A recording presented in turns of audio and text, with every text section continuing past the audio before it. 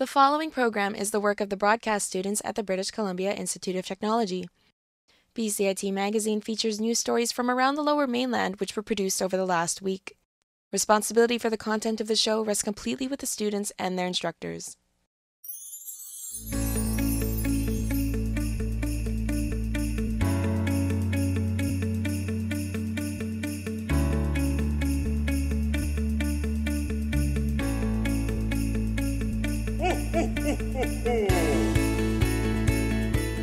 Coming up on BCIT magazine, parents and students clash over a homeless housing project.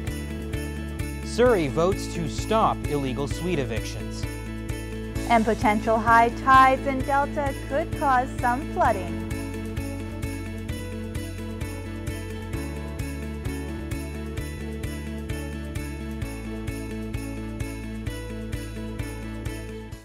Welcome to BCIT Magazine. I'm Hayder Niani. And I'm Cheyenne Bergen-Hainahowen. A modular housing project in Vancouver's Marpole district drew protests on both sides of the issue this week. Ben Carney reports. Frustrated residents of Marpole gathered outside Sir Winston Churchill Secondary School. The issue? A new modular housing development set to be built just across the street. The housing, which will provide rooms for 78 people living on the street, has people taking sides. Those for and those against.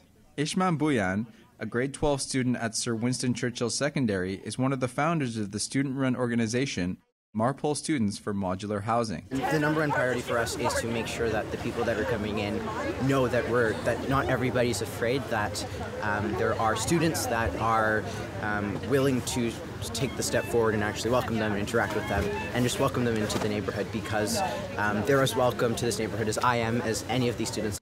Long Tran, a parent who opposes the project, says not enough details have been released. Even up to date, city never get any response to these people. They have about 8,000 signatures already.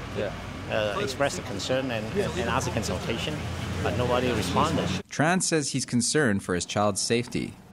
Agree to accept homeless people in this area. I don't think they are protesting that. They're protesting is the site is too close to the schools. But one student, Zainab Saidin, says empathy for people who need homes is the most important thing. We've had a lot of projects where we are expected to have empathy for one another. We've experienced a lot, we've learned a lot about the positions of one another, and now it's come a time where it's right beside us, it's right in front of us, and we have the chance to take action, so why wouldn't we? Ben Carney in Vancouver with BCIT Magazine. Our reporter Ben Carney joins us live. Ben, what more can you tell us about the project? Well, Cheyenne, the project is aimed at people 45 years and older, and the first building is expected to be completed sometime around next February. It's part of a bigger plan by the city to release 600 new units at a total cost of about $66 million. Cheyenne? What updates do you have on the opposition to the project? Well, the opposition blocked construction of the project all of last week, but on Tuesday morning, BC Housing and the City of Vancouver were granted an injunction. The injunction allowed them to start construction, and anyone who's loitering in the area or blocking the construction could be arrested. Back to you. Thanks, Ben. Surrey City Council voted to stop residents of Clayton Heights living in illegal suites from being evicted. As Jimmy Fabro reports, this issue is far from being resolved. On Monday, Surrey City Council voted to stop some Clayton Heights residents from being evicted. One Surrey resident says this is part of a much bigger issue that the city needs to address. There's obviously too many people in this given space, and parking is an issue. Real estate prices have forced people to have to rent half their house out, and of course those people have cars and extended family with cars. And City Council originally decided to evict residents living in illegal suites, but changed their mind after many in the community voiced their concerns. What type of place do we live in where a city can prioritize parking over its people? Councillor Tom Gill says the decision to evict these residents was in response to complaints. The City of Surrey had sent out 175 letters, particularly in East Clayton, and what was the driving factor behind that was many people were complaining about the parking situation in East Clayton. The council says the evictions were halted so that the staff can put together a more detailed report on rental suites. 175 families who were set to be evicted are now being told to stay put. Jimmy Fabro in Surrey for BCIT Magazine. Kinder Morgan has delivered first aid kits to homes across Burnaby as part of a public awareness program on the dangers of living near a pipeline. Our reporter Ryan Lehal spoke to one Burnaby resident who is upset with the gesture. Sterile gauze pads. Ellen Gibson has received a Kinder Morgan branded first aid kit. It was given to her by a neighbor living along Dundas Street in Burnaby. She was shocked when she first heard about it. I laughed and I said, "Are you serious?" Kinder Morgan says they have delivered information on pipeline safety to residents in areas surrounding the expansion over the last decade, and they usually include a small gift. In an emailed statement, Kinder Morgan says, "We have received positive feedback, but if someone does not wish to receive the kit moving forward, they can let us know." Antiseptic towels. Kinder Morgan will be handing out 6,000 of these kits across Burnaby, but this is one household kit Gibson won't count on in times of need. This I couldn't use because I couldn't because of my things. It's got Kinder Morgan on it. Gibson says Kinder Morgan have marked a path along Capitol Hill in Burnaby with yellow markers. All the way down Pandora on Capitol Hill. They only started sprouting up after the pipe disaster in Westridge. The Trans Mountain Pipeline currently carries crude oil. The $7.4 billion expansion will fill the pipeline with bitumen. They have to dilute with toxic chemicals to make it flow through the pipes, right? To go to that terminal on the side of a mountain. Gibson wants to see the pipeline stopped before a serious spill occurs. Kinder Morgan says they would be responsible for any spill and that they do everything they can to prevent from getting to that point. Ryan Lehal in Burnaby for BCIT Magazine. Some changes to childcare in BC today. We go to our reporter in the field, Jimmy Fabro, who joins us from the BCIT childcare facility with updates on the provincial policy. Thanks, Hayder. I'm standing here at BCIT's Child Care Centre after it was just announced that Burnaby would be receiving 171 new child care spaces. I spoke with child care manager Sue Allen about the need for these spaces in the Burnaby area. So it's huge. For us, we have a lot of over 160 children on the wait list. Most of the children that will get in are staff and students of BCIT because that's what we cater to.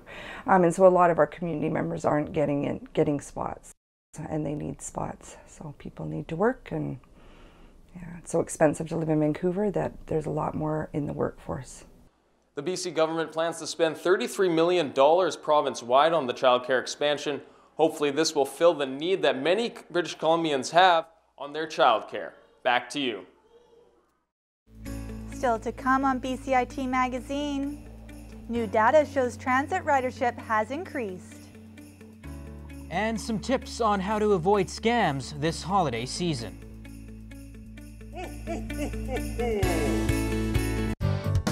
Standby graphics, ready, camera one. If you want to experience the fast-paced world of news, today on BCIT Magazine, striking, make magic on a movie set, frame, and action, or bring your creative ideas to life, BCIT's hands-on training will get you started. BCIT Television and Video Production. Your possibilities start here.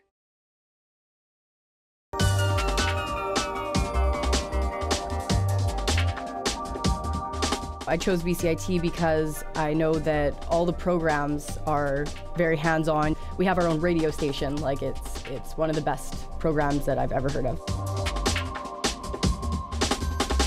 I am starting a job on Monday, so confidence is high. Honestly, I didn't think it was going to be this fun.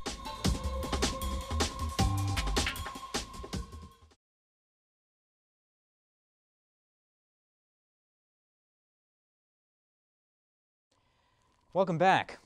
New census data has shown that more Metro Vancouverites are finding ways to move around without personal vehicles. Our reporter Lloyd Nellis has the story. Among the various ways to move around the city, new information shows that one method has grown significantly. I usually take the bus. I just bus. I take the bus. New census data revealed that out of all other major cities in Canada, we've had the greatest increase in transit since the mid-90s. That's 6% more people tapping their Compass card. Transit says the reason is accessibility. You know, you only have to look around the region at our transit stations, especially SkyTrain. You see all the density that's happening there. That's built-in transit ridership right there. So that's a big part of it, just make it easy to get to transit. We talked to transit users about why they think the numbers have grown. It's a lot easier to get places when you're, heading to these dense areas. There's a lot of transfer students from elsewhere. They don't want to go through the troubles of getting the L, getting the N and stuff. I think driving is just so expensive. That's the main inhibitor for me. I feel like I just can't afford to drive. Brian says that if growth stays at the same place, ridership will increase even more. Who knows what the future holds? If we could keep expanding, we anticipate increases to continue next year in ridership. And, things are looking positive in that way. Translink says that they're looking forward to adding different transportation options in 2018. Lloyd Nellis in Westminster for BCIT Magazine. We're joined now live by reporter Lloyd Nellis. Lloyd, you spoke about improvements Translink will be making in the next year. Could you elaborate on that? Right now, Translink's working on the Translink Tomorrow initiative. Part of that will see them implement fully electric buses next year. They experimented a little with it this year with slow charging buses, but the ones being used next year will be able to charge much more rapidly. Hayder? Interesting. Now, when people think about improvements for Translink, it's easy to focus on congestion issues in the Lower Mainland. Is there anything being done to ease that in specific? Right now, Translink is preparing to collect the regional road trip diary surveys. That was sent out to about 400,000 Metro Vancouverites, and with that data, they hope to be able to find out which areas are in need most of more frequent service. Back to you. Thank you, Lloyd. BC has revealed its regulations on marijuana legalization. The legal age has been set at 19, and the province will sell recreational marijuana through the BC Liquor Store branch. The City of Delta has set up sandbag stations in anticipation of a king tide. But as Ben Phillips explains, good weather will likely keep the tides at bay. Scenes of rushing water aren't unusual for a king tide, but during this week's tide, the weather should cooperate. In years past, a king tide has caused a state of emergency in Delta. However, Environment Canada says conditions for a calm tide could be perfect. The weather does have an impact, so because we're not expecting very strong storm cycles to happen during the king tides, that's in a way the best scenario for the impacts of tides not to be very strong. But nevertheless, the City of Delta is taking precautions. Along the Boundary Bay stretch, they have set up sandbag stations in case people need them. Delta Mayor says it's all just a normal part of yearly operations. Every year we go through the same precautions and the same preparations for Delta, for our community, all along our shores, and prepare for possible storm surge. We'll, if we have some bad weather, we'll have our people out on the dikes monitoring the dikes as we continue through. King tides are fairly predictable according to Storm Surge BC. It says they are made problematic when accompanied by strong weather patterns. 5 meters is as high as we expect them to get in any given year. And that's where they're going to be for the next 4 or 5 days. But yes, they can be added on to by atmospheric effects. So if we were expecting a storm, you can expect that wind and low atmospheric pressure both combine to add up to, typically, they can add up to a meter. Meteorologists and city crews will continue to monitor the tides. They will hope for more perfect storms for the next king tide expected in early January. Ben Phillips in Delta for BCIT Magazine. The holiday season means more shoppers will be leaving their gifts in cars, the perfect bait for thieves. Smash and grab thefts during this time of year are higher than usual. Police are warning people to make sure their cars are locked properly and avoid leaving things where thieves can clearly see them. I want to encourage people to not have your presents, luggage, or anything in plain view. Lock it in your trunk as best you can. Don't have anything that you think might not be valuable to you. It could be valuable to somebody else, and it might cause them to break your window to go in and steal it. Mall parking lots across Vancouver are expected to see thousands of shoppers over the next few weeks. The VPD sees an increase in car break-ins every year. The holidays are here, and the more gifts you give, the more likely it is you could be scammed. Tiffany Goodwin has some tips on how you can avoid being taken advantage of this season. 'Tis the season for twinkling lights, shoppers galore, and scammers?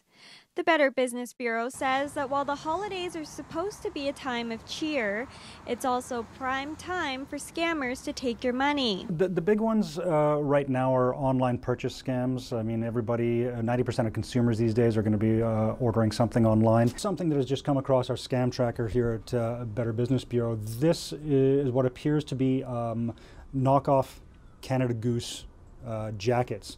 And one of those things, one of the things to look for, oddly enough, it is a secure website, so obviously they're going to be taking your money quite happily.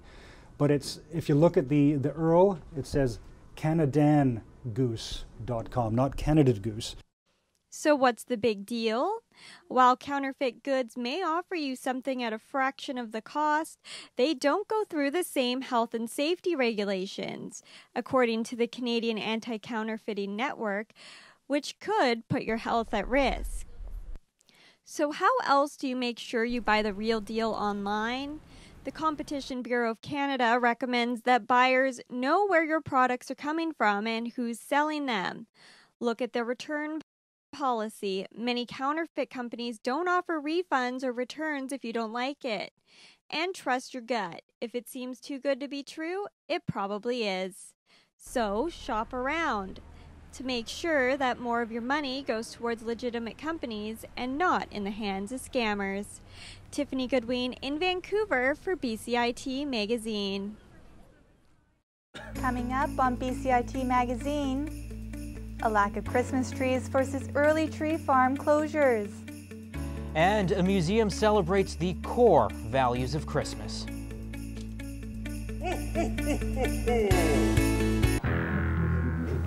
Back order control.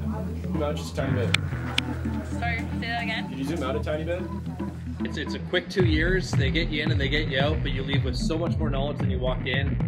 The BC Hockey League hosted the 3rd annual BCHL Showcase last weekend. The showcase also allows fans to come. The tools you learn are very valuable. You leave with a comprehensive knowledge of many of the programs that are used in everyday workforces around all the newsrooms in Vancouver.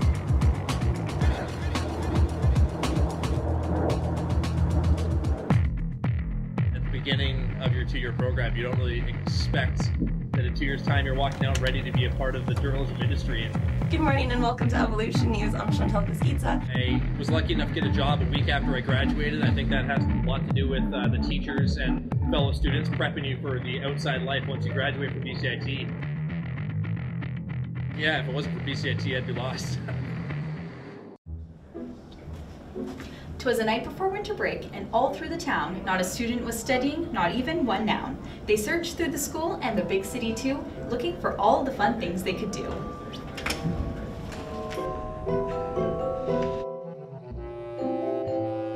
You might take a ride on the Stanley Park train. It runs through the month in the snow or the rain. With 3 million lights through the trees in the dark, this dazzling display will light up the park. See how we celebrate this holiday around Earth? Free festivals and concerts, all filled with mirth. Francophone mariachi and Celtic chords too. The Dundee Festival will have something for you. Strap on your skates if you like to move fast. Go down to Robson Square, we've saved the best for last. Make sure to bundle up, the ice may be cold, and bring a winter date for a warm hand to hold. But whatever you do during this long Christmas break, cherish the days and the memories you'll make. Spend all of your time with friends close and dear. Happy Christmas to all. See you in the new year. Welcome back. If you're finally in the festive spirit and you have yet to get your Christmas tree, you better hurry up. A Christmas tree vendor in Langley is closing early for the season due to a high demand but not enough trees to go around. My co-anchor Cheyenne Berheinahowen reports on the cause of the shortage. The crackle of the fire at O Christmas Tree Farm is one of the last for the season. Richard Davies has owned the farm for 13 years, This is the earliest he's ever closed for the season, having only been open for 10 days. We're getting some panicked people phoning me, wondering if they're going to be able to get their tree, and unfortunately it's the 4th or 5th of December and I'm closing for the seasons. Canada is feeling the ripple effects of the tree shortage in the United States, which stems from the 2008 recession. The tree farmers said, hey, we're not selling, let's stop planting, and they did, and so now we're seeing the results of an economic downturn. According to the U.S. statistics, in 2007, 31 million live Christmas trees were sold. It dropped to 28 million in 2008.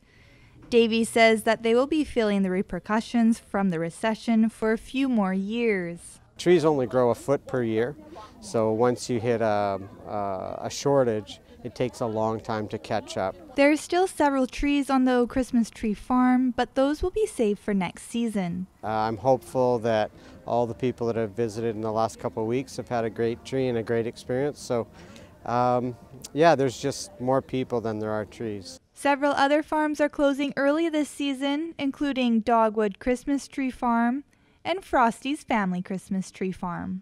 Although Davies is closing for the season, someone will be monitoring the property to make sure no Grinches steal a Christmas tree during the shortage. Cheyenne Bergen-Hanehowen in Langley for BCIT Magazine. We're now joined by Burnaby Neighborhood House Youth Program Coordinator Marlene Everding. She's here to show us how to properly wrap gifts. So how do you properly wrap a gift? Well, one of the first things you want to do is make sure that you have enough paper, but not too much. So I've pre-cut this to make sure that I have enough. For example, if I had a space there, that would be no good. But having too much means I have to deal with all this extra paper as well. So I actually already pre-cut it to make sure that I have just enough on each side. And I'm going to double check that before I'm going to tape anything down. So I know I have enough paper to go around the gift on every side. And then I'm going to show you a really neat trick too. You decide which is your bottom and which is your top, and put your top upside down so that this becomes your bottom. And then what I'm going to do is I'm actually going to tape that paper on there like that. And this piece here, so remember this is my bottom, I'm actually going to do this really cool thing called an invisible crease. So what I do is I use the edge of the box to create a line, and then I fold it over and I crease it. Now creasing is really important, measuring and creasing, measuring and creasing. So now there's a bottom, but it's going to be very difficult for anybody to see which side is the bottom. Okay. Now, creasing is really important. So what I do is I say, get it nice and tight to the paper, or to the paper to the box.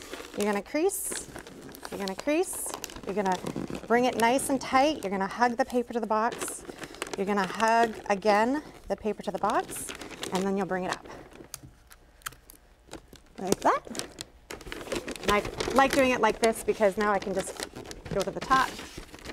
So all I'm doing is just creasing the paper so that it folds nicely for me as it hugs to the box. So I have literally used 4 pieces of tape on this one gift. So there you go. Perfect. Yeah. And no wasted cutted paper to throw out. Well, you want to measure it ahead of time, and you might have a little bit of extra paper. Mm-hmm. If this is my bottom, now I'm going to do the crossover on the bottom like this with my ribbon. And now this is my top.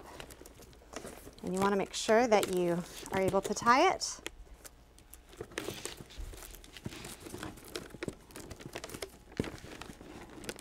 Bows are nice too, but I prefer ribbon. And we all love that long ribbon that you can curl. So the trick to curling the ribbon, let me just explain, is that you don't actually want to use the inside of the scissors, you want to use the outside of the scissors, because if you use the inside of the scissors, you're going to cut the ribbon. So what you want to do is use the outside closed scissors. And I already pre-made one here for you guys. So you can see it looks super festive. Beautiful. Well, you can see this gift wrapping at Metropolis at Metrotown. And thank you for showing us how to wrap a beautiful gift. Yeah, no problem. A Burnaby museum is putting on a vintage Christmas festival for the public. Our reporter Aaron Scholes tells us why families enjoy a blast from the past. The holidays are like a carousel. People find themselves spinning in circles, and there are multiple ups and downs.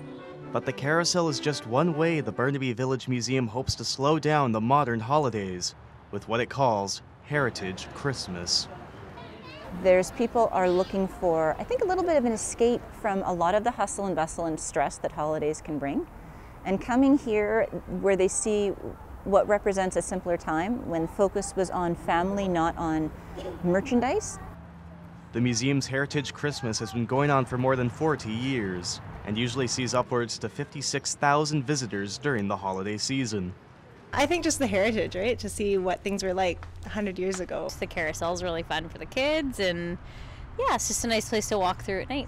While the bright lights and other physical attractions are key, the museum says it wants a connection between older and younger generations to be the reason they come back. Being able to exchange stories, especially when we get seniors or people that grew up in small communities that lived in a similar environment, being able to exchange those stories brings a lot of comfort. People seem to love the old-fashioned times and to relax and look of them fondly. However, that doesn't mean that there can't be something a little exhilarating in the meantime. Aaron Schultz in Burnaby for BCIT Magazine. If you have any questions regarding the show, you can contact us at bcit-broadcast.com or bcitbroadcastnews.ca. Thank you for watching this week's BCIT Magazine. I'm Sharon Bergen-Hanehowen. And I'm Hayder Nayani. From all of us here at BCIT, we hope you have a safe and happy holiday season. We leave you now with the Vancouver Santa Claus Parade.